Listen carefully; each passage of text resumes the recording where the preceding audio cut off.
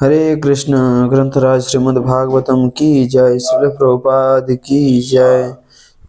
नारायणं नमस्कृत्यं नरं चैव नरोत्तमं देवीं सरस्वतीं व्यासं ततो जयमुदीरयेत्। नष्टप्रायेषु अभद्रेषु नित्यं भागवत सेवया भगवती उत्तम श्लोके भक्तिर्भवति नैष्ठिकी। शृण्वतां सततं कृष्ण पुण्य श्रवण कीर्तन हृद्यन्तस्थो य भद्राणि विधुनोति सुहृत् सताम्। नमो विष्णुपादाय कृष्णपृष्ठाय भूतले स्मते भक्तिवेदान्त स्वामिनिति नामिने। नमस्ते सरस्वती देवे गौरवाणी प्रचारिणे निर्विशेष शून्यवादी पाश्चात्यदेशतारिणे। श्रील प्रभुपाद की जय। श्रीमद् भागवतम की जय। श्रीमद् भागवतम कथा रूप चैप्टर 84 गोपी गीत 10वां स्कंद। गोपियों ने कहा, हे प्रियतम, केवल तुम्हारे लिए ही तुम्हारी इन दासियों ने अपने प्राणों को धारण किया हुआ है। हम सर्वत्र तुम्हें खोज रहे हैं, कृपया अब तो हमें अपने दर्शन दो। हे समस्त वर प्रदान करने वाले, हमने निःशुल्क ही अपना जीवन तुम्हें सौंप दिया है और तुम इस प्रकार हमारे प्राण हर रहे हो। क्या ये हमारी हत्या नहीं है? अब जब ब्रह्मा जी ने प्रकट होकर तुमसे इस ब्रह्मांड की रक्षा की याचना की, तो उस समय तुम यहाँ प्रकट हुए। तुमने पहले भी अनेक बार विभिन्न असुरों, देवराज, इंद्र आदि द्वारा उत्पन्न विपदाओं में हमारी रक्षा की है। इसलिए अब तुम किस प्रकार हमें त्याग सकते हो? तुम अपने हस्त कमलों से उन लोगों को अभय प्रदान करते हो जो इस संसार के भय से तुम्हारे चरण कमलों का आश्रय लेते हैं। हे प्रियतम, कृपया अपना वह कामधुक हाथ हमारे सिर पर भी रखो। हे युवतियों के नायक, आपकी मुस्कान आपके भक्तों की मिथ्या गर्व को चूर करती है।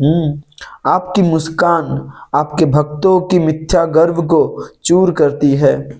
कृपया अपने सुंदर मुख का दर्शन करवाकर अपनी इन दासियों को स्वीकार करें। आपके चरण कमल शरणागत भक्तों के समस्त पूर्व पापों को विध्वंस करते हैं। आपके चरण कमल शरणागत भक्तों के समस्त पूर्व पापों को विध्वंस करते हैं। एक समय आपने इन्हीं चरण कमलों को कालिया सांप के फनों पर रखा था और आज कृपया इन्हें हमारे स्तनों पर रखकर हमारे हृदय में उठ रहे काम का दमन करो। आपका वचनामृत तथा आपकी लीलाएं इस संसार के पीड़ित मनुष्यों के लिए प्राणों के समान है। जब ये विषय आपके शुद्ध भक्तों के मुख से निकलते हैं तो वे समस्त पापों को नष्ट करके परम सौभाग्य प्रदान करते हैं। निसंदेह इन लीलाओं का विश्व भर में प्रचार प्रसार करने वाले जन सर्वाधिक उदार एवं दयालु होते हैं। हे प्रिय, जब आप गायों को चराने के लिए गांव से बाहर जाते हैं तो हमारा मन ये विचार करके व्यथित हो जाता है कि आपके चरण कमलों में कांटे और कंकर चुभते होंगे। प्रतिदिन संध्या समय जब आप वन से लौटकर ब्रज में आते हैं तो गोधूली से ढके आपके मुख और केशों को देखकर हमारे हृदय में काम वासना जाग उठती है।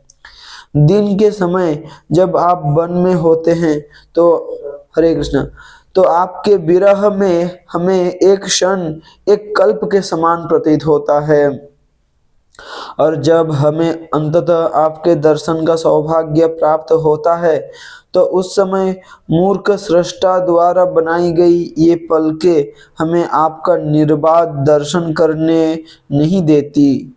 हे अच्युत, आप हमारे यहाँ आने के प्रयोजन से भलीभांति परिचित है।